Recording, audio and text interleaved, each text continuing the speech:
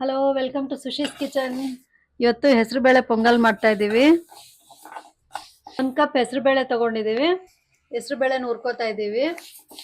ಕೆಂಪು ಹುರ್ಕೊಳ್ಬೇಕು, ಮೀಡಿಯಂ ಫ್ಲೇಮಲ್ಲಿ ಹುರ್ಕೊಳ್ಬೇಕು. ಕುಕ್ಕರಲ್ಲಿ ಗ್ಲಾಸ್ ನೀರು ಹಾಕಿದ್ದೀವಿ. ನೀರು ಬಿಸಿ ಆಗಿದೆ. ಈಗ ಹೆಸರುಬೇಳೆ ಹಾಕ್ತಾ ಇದ್ದೀವಿ. Cooker ಕೂಗಿಸ್ಕೊಳ್ಬೇಕು 1 whistle. ಸ್ಟವ್ ಹಚ್ಚಿ ಒಲೆ ಮೇಲೆ ಬಾಣಲಿ ಇಡಬೇಕು. 2 ಸ್ಪೂನ್ ತುಪ್ಪ ಹಾಕಬೇಕು. ಮೀಡಿಯಂ ಫ್ಲೇಮ್ಗಿಂತ ಇನ್ನೂ ಕಡಿಮೆನೇ ಇಡಬೇಕು. ಈಗ ಗೋಡಂಬಿ ಹಾಕ್ತಾ ಇದ್ದೀವಿ.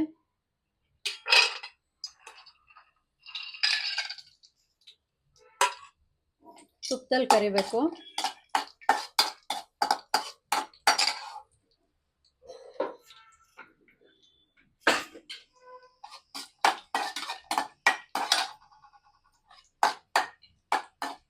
ತುಂಬಾ ಹೈ ಫ್ಲೇಮ್ ಮಾಡಬಾರ್ದು, ಗೋಡಂಬಿ ಸೀದೋಗ್ಬಿಡುತ್ತೆ. ಈಗ ಬೆಂದಿದೆ, ಎತ್ಕೊಳ್ತಾ ಇದೀವಿ.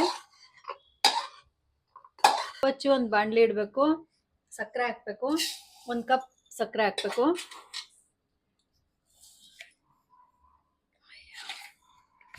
ಸಕ್ಕರೆ ಮುಳುಗೋಷ್ಟು ನೀರು ಹಾಕ್ಬೇಕು.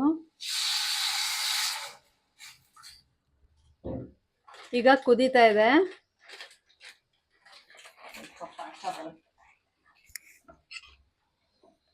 ಸಣ್ಣಗೆ ಪಾಕ ಬರುತ್ತೆ.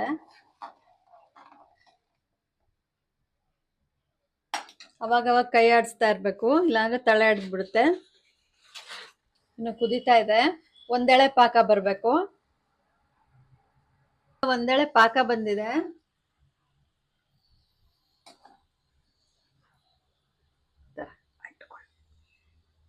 ಪಾಕಕ್ಕೆ ಹೆಸರುಬೇಳೆನ ಹಾಕ್ಬೇಕು. ಬೆಂದಿರೋ ಹೆಸರುಬೇಳೆನ ಹಾಕ್ತಾ ಇದ್ದೀವಿ.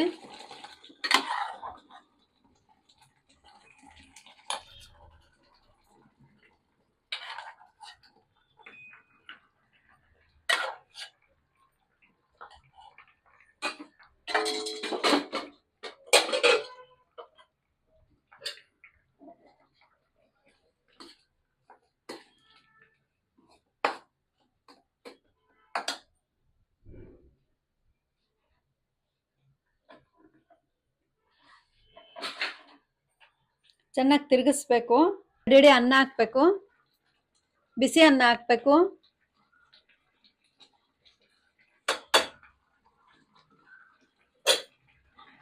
ಈಗ ಎಲ್ಲ ತಿರುಗಿಸ್ಬೇಕು.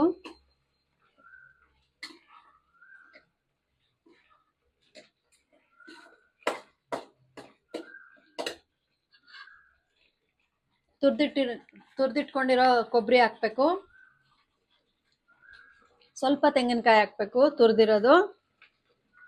ಸ್ವಲ್ಪ ಏಲಕ್ಕಿ ಪುಡಿ ಹಾಕ್ಬೇಕು. ಗೋಡಂಬಿ ಕರ್ಕೊಂಡಿದ್ವಲ್ಲ ಅದು ಹಾಕ್ಬೇಕು.